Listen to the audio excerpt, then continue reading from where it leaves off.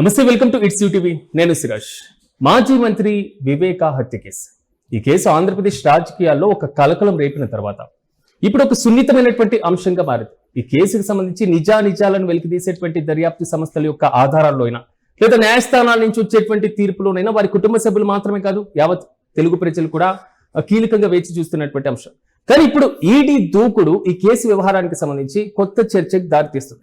ముఖ్యంగా కీలక ఆరోపణలు ఎదుర్కొంటున్నటువంటి వ్యక్తులను పక్కన పెట్టేస్తే వైసీపీ నేతల యొక్క ప్రధానమైనటువంటి టార్గెట్ గా ఈడీ దూకుడు పెంచడం, ఏదో ఆధారాలు సేకరిస్తున్నట్లుగా, ఏదో సేకరించినట్లుగా ఒక 24 లక్షల రూపాయల వరకు లెక్కల్లో చూపినటువంటి నిధులను స్వాధీనం చేసుకున్నట్లుగా ఇలా రకరకాల ఊహాగానాలు. దీని తర్వాత మళ్ళీ మరోసారి మేము విచారణ కొనసాగిస్తాం, మరోసారి సోదాలు చేపడతాం అనేటువంటి చిన్న చిన్న లీకులు. మొత్తం మీద ఈడీ దూకుడు ఆంధ్రప్రదేశ్ రాజకీయాల్లో ఎలాంటి ప్రభావం చూపించేటువంటి అవకాశం ఉంది? ఇదే రకమైనటువంటి దూకుడుతో వెళ్తే ఈ కేసులో ఉన్నటువంటి నిజాలను ఈడీ ఏ విధంగా బయటకు తీయబోతుంది? నిజంగా కేసుకు సంబంధించి ఆర్థిక లావాదేవీలు సాగినా? ఇలాంటి అనేక ప్రశ్నలు ఆంధ్రప్రదేశ్ లో ఉన్నటువంటి సాధారణ పౌరులకు వస్తున్నాయి. ఇదే అంశంపైన ఒకసారి మనం విశ్లేషణ చేద్దాం. నాతో పాటుగా ప్రముఖ రాజకీయ విశ్లేషకులు కేఎస్ ప్రసాద్ గారు అందుబాటులో ఉన్నారు. ప్రసాద్ గారు నమస్తే. సో వివేక హత్య కేసుకు సంబంధించి ఈడీ దూకుడు చూసుకుంటే అసలు ఎలాంటి సంకేతాలు ఇవ్వబోతుంది? ఏంటి సోదాలు మీరు ఎలా చూస్తారు?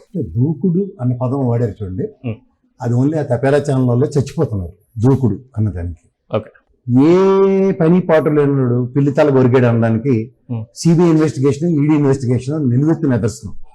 వివేకానంద మర్డర్ విషయంలో నాకు ఆంధ్రప్రదేశ్ రాష్ట్రంలో ఉన్న సీనియర్ హెడ్ కానిస్టేబుల్కి ఇస్తే గంటలో ఈ పనికిమాల పని ఏ పనికిమాలను ఏదో చేశాడో 2 నిమిషాలు చెప్తాడు. వాళ్ళకి ఆ లీగల్ టీం అలాగే ఏడిసింది వైసీపీ వాళ్ళకి.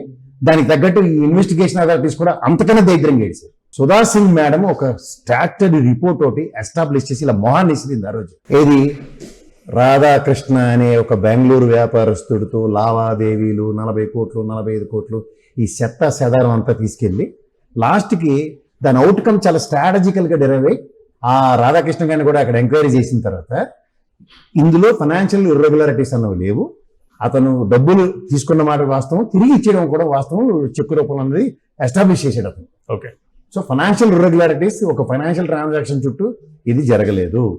ఇంకోటి ఏంటంటే ఒక బ్రూటల్ మర్డర్ కింద ఆవిడ ఎస్టాబ్లిష్ చేసింది. Brutal murder with robbery. ఆ రాబరీ చేసిన పనికిమాలవాడు దస్తగిరి అనే వెర్రి వెధవ. ఆ జడ్డి వేదం ఈ జడ్డి వేదవులు భరించుకుంటూ ఆ దైత్యుడికి లాయర్ వాదిస్తూ నాటకాలు ఆడుతుంటే ఈ నాటకాలకి ఈ జన్మకి సొల్యూషన్ దొరకదు. మూడోది అంటే ఆ సునీతమ్మని బయటికి తీసుకొచ్చి ఓవర్ యాక్షన్ చేస్తే ఎంతకన్నా సొల్యూషన్ దొరకదు. సిబిఐ కానీ పోలీస్ అథారిటీస్ కానీ సునీత వాళ్ళ హస్బెండ్ని వాళ్ళ అన్నయ్యని ఇద్దరిని తీసుకొచ్చి 2 రోజులు గుండె వచ్చేస్తే 3 నిమిషాల్లో అవుట్కమ్ వస్తుంది. ఏంటి నాటకాలు ఎన్నాళ్ళు ఇది?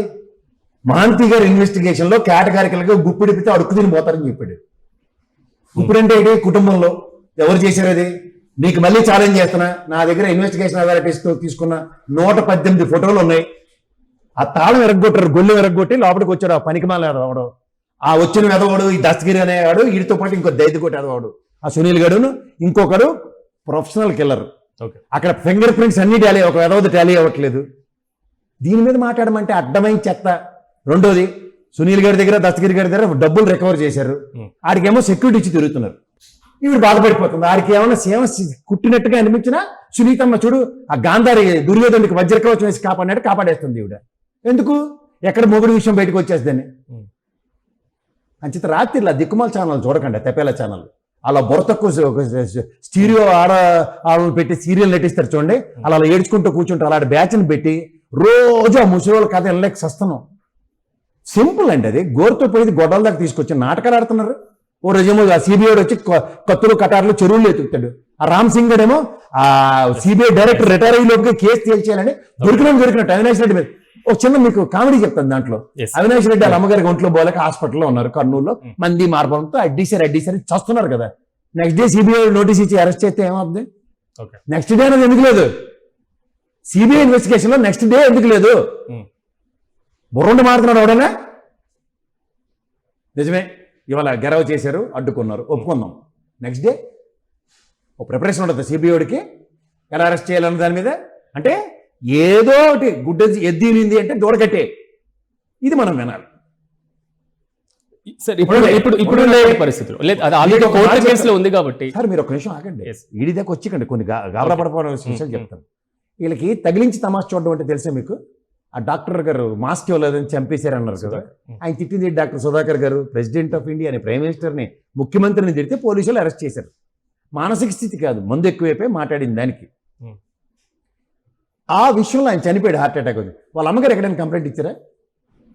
చూసారా? నెక్స్ట్, ఇంత సిబిఐ అథారిటీస్, ఇంత ఇన్వెస్టిగేషన్ అథారిటీస్, ఆవిడ ఎవరు వివేకానంద రెడ్డి గారి భార్యని ఏమైనా ఇన్వెస్టిగేట్ చేశారా? కళ్ళజోడు డబ్బా ఎక్కడ కొన్నామమ్మా? నాటకాలు ఆడుతున్నారా మీరు? నేను చదవట్లేదు అనుకుంటారు ఇన్వెస్టిగేషన్ రిపోర్ట్లు, అవే ఫాలో అనుకుంటాను. నిన్న మళ్ళీ ఎటమోహాలు వేసుకుని కిరసాయలు అమ్ముకున్నాడు, పెట్రోల్ బంకుడు, ఇది నెమ్మలి ఈ పెట్రోల్ బంకుడు ఊరుకుంటున్నామన్నా రోజు రోజుకి. చేయండి మీరు, చేయండి, మీడియా ట్రైల్తో ఉరిశిక్షలు వేసేయండి అందరికీ. నాటకాలు ఆడుతున్నారు ఏంట్రా? జగన్మోహన్ రెడ్డి భారతమ్మన, అరే సిగ్గుందరా మీకు? నిన్న సుప్రీంకోర్టు డైరెక్షన్ ఏమిచ్చిందో సుప్రీంకోర్టు వెరిడిక్ట్లు ఫాలో అవరా? These people are no way connected. ఒక హత్య జరిగిందో లేదా ఫ్యామిలీకి సంబంధించిన అంశంలో ఏ విషయం అయినా సరే ఫ్యామిలీకి చేరవేసే దాంట్లో ఒక ఫోన్ కాల్స్ ఉంటాయి. అది ఎవిడెన్స్ అవ్వదు, బేస్ అవ్వదు అని చెప్పి సుప్రీంకోర్టు మొహం మీద జరిగింది. ఈ సిగ్గుమాల నేతలు కూర్చుని దాని మీద చర్చ. భారతమ్మాట జగన్మోహన్ రెడ్డి ఇద్దరు స్వచ్ఛందంగా వెళ్ళిపోయి తల్లితోడు మాకేడు తెలియదు దీపాలు ఆపి ఒట్లు వేస్తే రావాలా? సిగ్గులేదురా? మీ ప్రభుత్వంలో మీ ఆయంలో మర్డర్ జరిగితే ఇద్దరు ప్రాపర్ కానిస్టేబుల్ పట్టుకునే లోపల వేయించడం రాదురా? గూగుల్ టేకులు అంటారు, అలా దేవసాలు అంటారు. ఒక ఎంపీ 25 లక్షల రూపాయలు ఏట్రా చచ్చిపోయింది మీరు? 25 లక్షల రూపాయలు ఈడీ వాడు పట్టుకున్నాడా? ఎన్ని 40 కోట్లకి కదలుతారా? చూడరా గంగిరెడ్డి మధ్యలో వాడికి ఒక వెహికల్ ఉండదు, భార్యా పిల్లలు లేరు. వెహికల్ ఎవరు తీసుకొచ్చి లోపలికి వచ్చి ఎరగొట్టిపోయారో, నెక్స్ట్ ఎవరెవడు వెహికల్ మీద ఎక్కి వెళ్ళిపోయాడో, ఈ కథలు జస్టిఫై చేస్తుంటే మేము వినాలా ఇవన్నీ?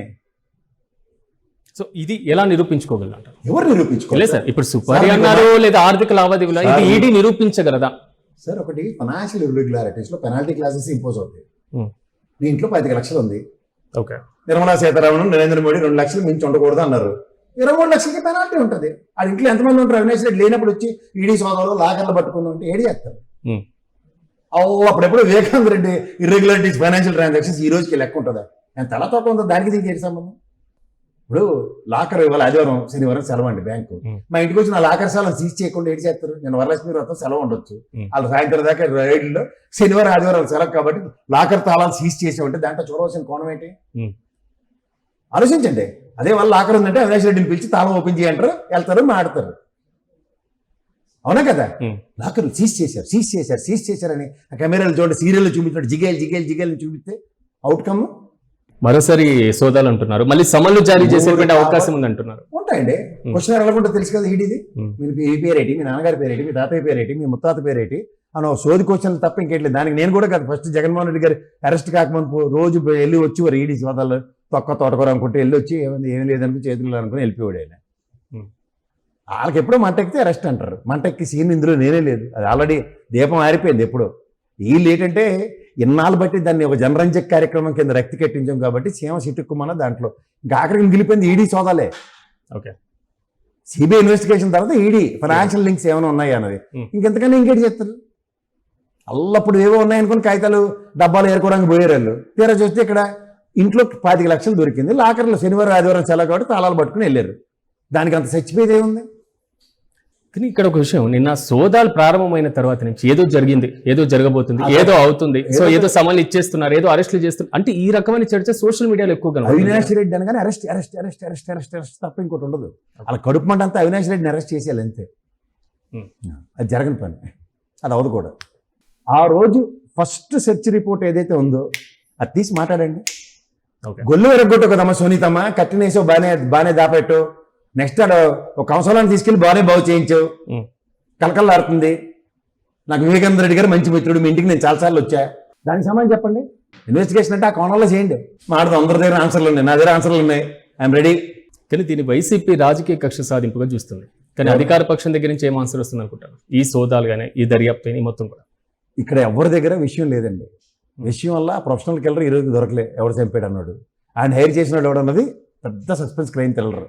అంతకుమించి ఇందులో రాకెట్ సైన్స్ ఏం లేదు. ఓకే, అంతే. Right sir, thank you.